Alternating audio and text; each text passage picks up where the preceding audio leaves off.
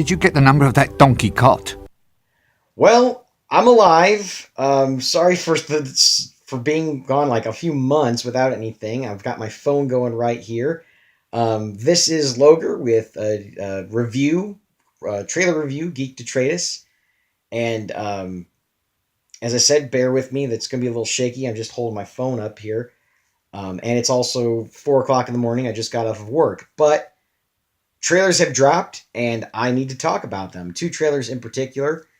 We have the Justice League trailer, and it's the most out of the two trailers. It's the, I guess you'd call the safest trailer. They're not really giving much away with plot, other than they show the parademons. Finally, you actually see what they're facing off against, which is great. I mean, I don't have any complaints about that. And then the one thing I will say they show a little bit more of that I'm very happy with is Aquaman in particular. I mean, they show a little bit more Cyborg, but Aquaman might be stealing this movie, I think. If the trailers are any indication, I'm going to use the best way to describe this trailer would be cautiously optimistic, in my opinion of it. That was kind of what I said about Suicide Squad, and it ended up being a decent movie. So here we go. Please, I want this movie to be good. Please.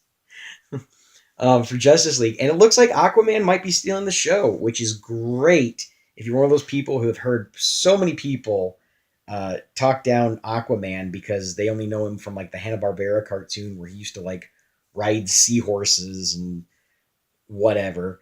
To actually get Aquaman a little just due that he's a bit of a badass, folks. You don't want to mess with them. And I mean, Jason Momoa looks like he's going to be owning that part. A funny thing, one of the things I think is really funny, and he does have like a bunch of funny parts in the trailer.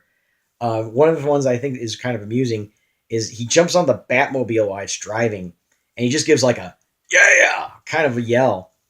And it seemed kind of out of place though, and I'm like going, is that just Jason Momoa reacting to the fact that he's doing that? And that he's like, I'm on the Batmobile, or what? It just seemed like a very fan reaction to that situation rather than something Aquaman would do.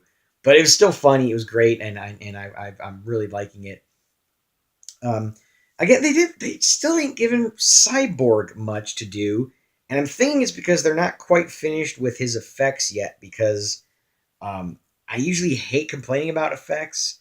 I'm usually not a person who complains, well, the effects look bad, but it just had a very unfinished look to the Cyborg scene. So maybe they just don't have Cyborg in because they're still really kind of fine tuning his effects, which is fine. That's fine. But yeah, really not much. I mean, it doesn't really give much away in the plot. It's just they're fighting parademons. It's pretty much the consensus of what's going on in the movie. So I mean, there's not much really more to give other than it looks like a lot of fun, and I'm really hoping that this movie's going to be good. Where fingers are crossed. I know Wonder Woman looks amazing. The last trailer for Wonder Woman, I'm like, they sold me. I'm going to go see that definitely. I'm not like I wasn't going to go see it, but or Justice League. I know if they screw up Justice League though, I might be done with DC. I might be like, no, that was your chance.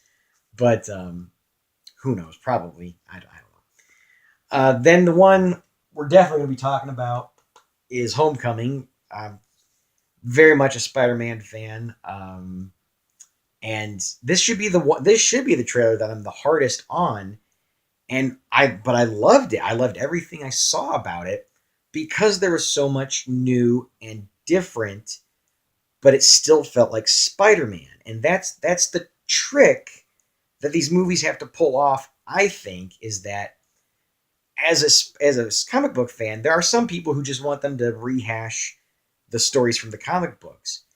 I, for one, would rather have new stories that just do the characters justice, and that's where they fall into the problems. Is that sometimes you try something new, but you don't stay true to the spirit of the comic.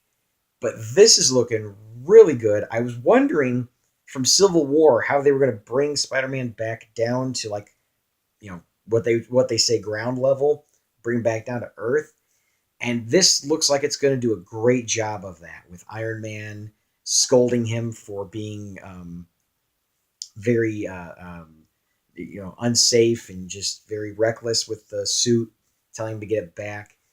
I will say, Ned, his friend Ned, looks like he's going to be a lot of fun. I mentioned in the last trailer for the first, or the last preview for the first trailer, that I didn't quite get why they were using Ned Leeds, and it's pretty obvious. This guy's Ned Leeds in name only. He's nothing like Ned Leeds in the comic books, but that is neither here nor there. He looks like he's going to be a lot of fun. I like him just grilling Peter with everything, like, can you summon an army of spiders?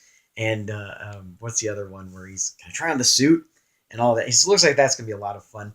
And then the other thing that I really was surprised about, that is looking like it's going to be a highlight of this movie, is the villains. Of all the things that you just could have surprised me with, had you had told me a year ago when Civil War came out, if you had said, yeah, they're going to do another Spider-Man movie with this Spider-Man, I'd be great.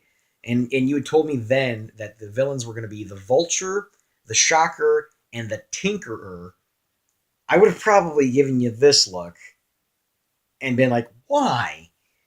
But they're actually, I was reading in USA Today, when I went to pick up my wife, I had some downtime. She was while she was punching out, and I picked up at the USA Today at the counter, and she, or as I was reading it, it was saying that the Vulture is going to run a salvage company in this movie, and that he, and I guess the Shocker and the Tinkerer, what they do is they were cleanup of when these these superhero battles happen, and so they get the bits and pieces of technology that break and fall off, and that's how they come up with all this stuff. I'm like, that's a great idea. They took villains that are completely uninteresting. Honestly, you could not pick three more well-known, but still at the same time C-list villains in the grand scheme of things, and made them more interesting. In the comics, they are very... Vulture is just a cranky old guy who's like, I'll show them, they mocked me. And you're like, well, you're an old guy who's dressed like a green bird. No, they mocking? Never. And like the Shocker, I think he was introduced in the first 150 issues of Spider-Man. The Shocker was in 2, just to give you an idea how much he was given they care about him. And the Tinkerer is called the Tinkerer. So there's that. I'm guessing my guess will be is that's like a joke that to try to salvage that, Peter might jokingly be like, "Oh, so you tinker with things? Are you a tinkerer?" Like kind of to goad him or whatever. But it looks interesting. They took 3 villains that I cared nothing about, and now I'm interested in seeing what they do in the movie. So there's that. So it looks like a lot of fun. I'm all on board for the Spider-Man Homecoming, and I'm really, again, fingers crossed on that Justice League one.